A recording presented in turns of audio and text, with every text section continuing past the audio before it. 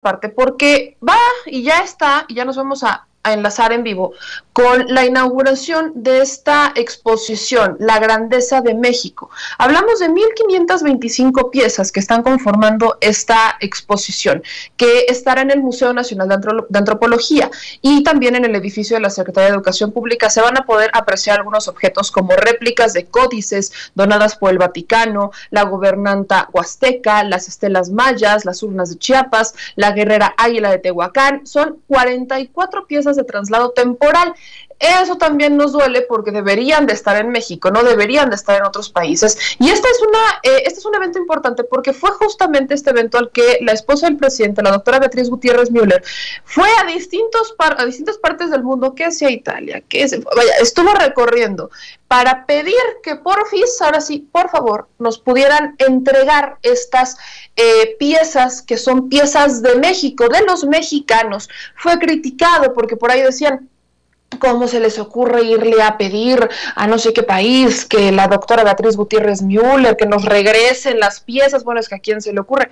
Bueno, son mexicanas, ¿no? Sabemos que la industria del arte se mueve de una forma bastante peculiar, hay mucho dinero de por medio, pero lamentablemente son nuestras piezas. O sea, es parte del acervo histórico de los mexicanos. Entonces, hubo algunas piezas que lamentablemente no son, como les digo, son 44 piezas de traslado temporal que se tendrán que devolver terminando las conmemoraciones, pero bueno, al menos regresaron a su tierra, a la tierra que las vio nacer, y están aquí para que los mexicanos las podamos apreciar. Vamos a enlazarnos en vivo y directo justamente a la inauguración de este evento, a la inauguración de esta exposición La Grandeza de México, en la que, por supuesto, ahí ya está presente la doctora Beatriz Gutiérrez Müller y también la jefa de gobierno Claudia Sheinbaum, además de los que estuvieron presentes en la conferencia de prensa mañanera. Vamos a ver y escuchar lo que está pasando en este momento en la inauguración de la exposición La Grandeza de México. Mundo, todas y todos ustedes sean bienvenidos.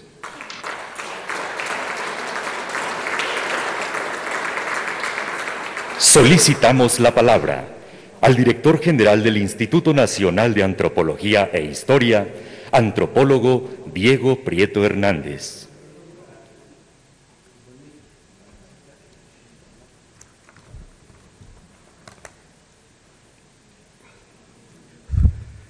Muy buenos días, tengan todas y todos ustedes quienes se encuentran aquí en este gran Museo Nacional de Antropología y quienes nos siguen a través de las redes y plataformas digitales.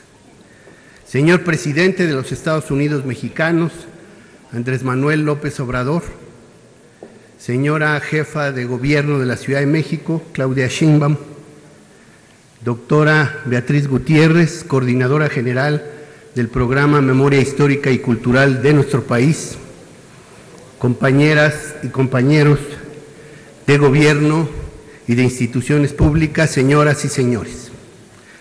El 27 de septiembre de 1821 amaneció con sabor a libertad. Ese día jueves, el ejército trigarante entró a la capital de la que sería una nación independiente, que ya no habría de llamarse más Nueva España, sino México, recuperando con ese nombre el orgullo y la historia ancestral de las culturas y civilizaciones que florecieron en nuestro territorio. Dicen las crónicas que fue un día feliz y de esperanza. Conmemoramos ese momento fundador, cuando se abrió la puerta de la historia, cuando empezamos a llamarnos mexicanos, sin importar origen o condición, y los anhelos se volvieron horizonte. Cuando se pudo concretar esa oportunidad, generalmente efímera y precaria, de unir a los contrarios, integrando a las fuerzas que durante 11 largos años habían luchado a muerte en los campos de batalla, sin que ninguna de ellas pudiera imponerse, insurgentes y realistas, bajo un único propósito: separarse de la metrópoli española y emprender un camino propio. Mostrar un esbozo de esa construcción es lo que nos reúne en la apertura de la exposición dual La Grandeza de México.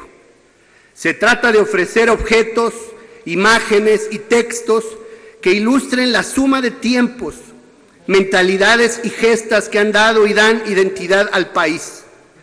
Bocetar el dibujo de México, sus paisajes, sus pueblos, sus luchas, sus sueños y sus creaciones. Atisbar en las cosmovisiones que nos dan rostro, la terrenalidad que nos da cuerpo y la ritualidad que nos da espíritu. Comenzaré con un testimonio de la Sierra de Jalisco. Un hombre recordaba que en su niñez pasaba las tardes soñando en las cosas interesantes que habría más allá de los cerros que tenía enfrente.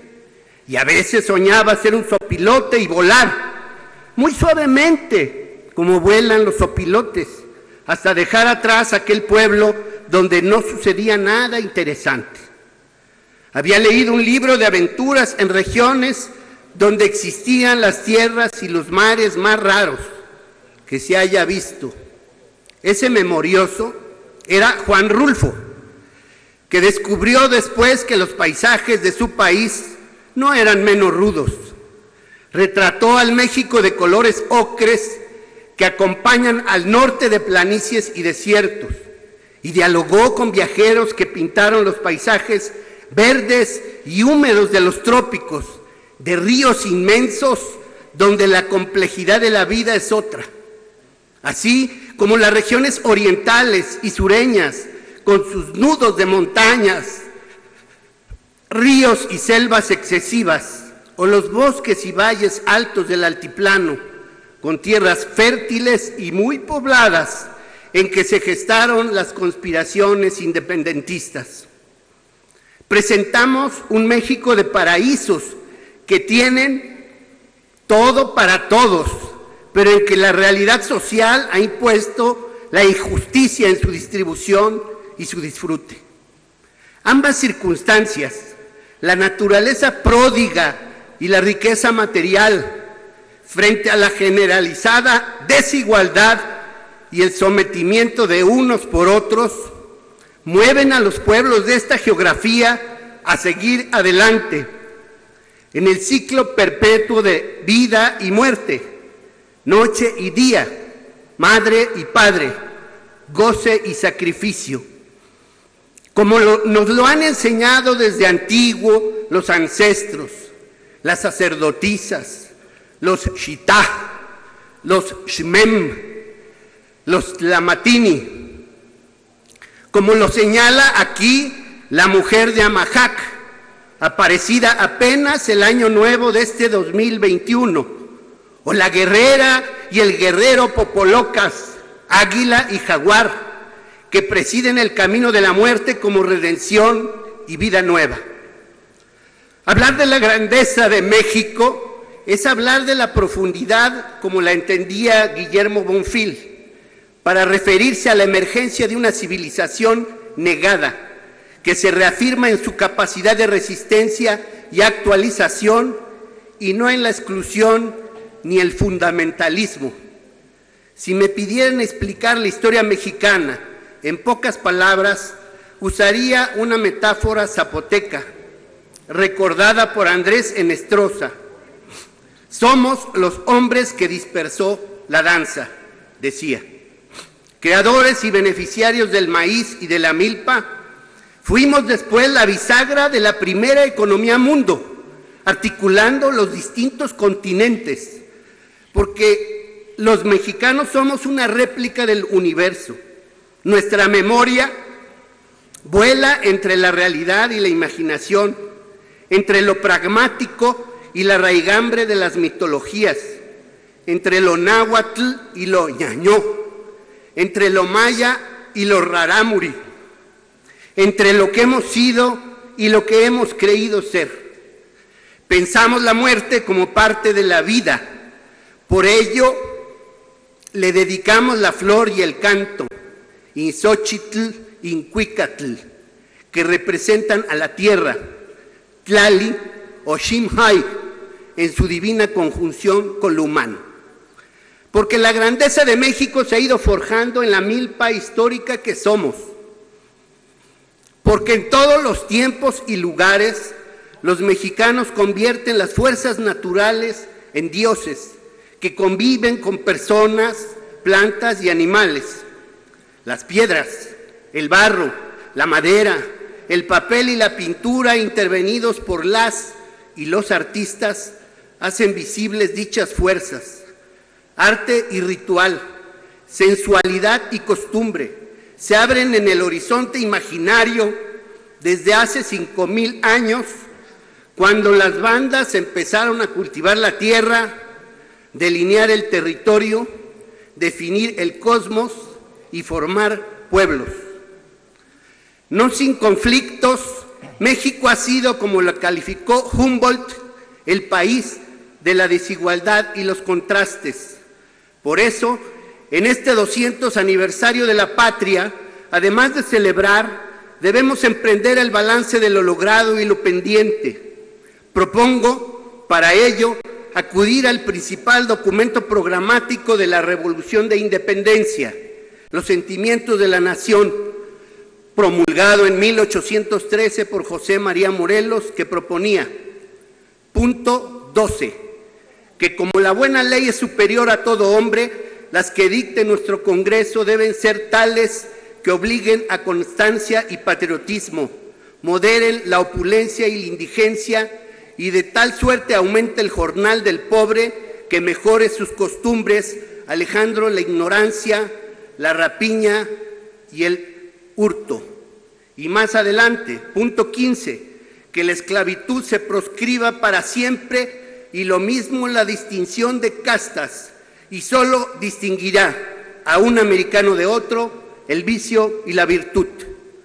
A 200 años de la independencia, por la que miles de mujeres y hombres dieron su vida, moderar la desigualdad que prevalece, construir un país de leyes, combatir la discriminación y el racismo que siguen presentes en muchos sectores de la sociedad, alejar la ignorancia e impedir el saqueo de nuestras riquezas, siguen siendo asignaturas pendientes, mismas que determinaron que hace 3 años el mandato popular se haya pronunciado por un cambio en esa dirección.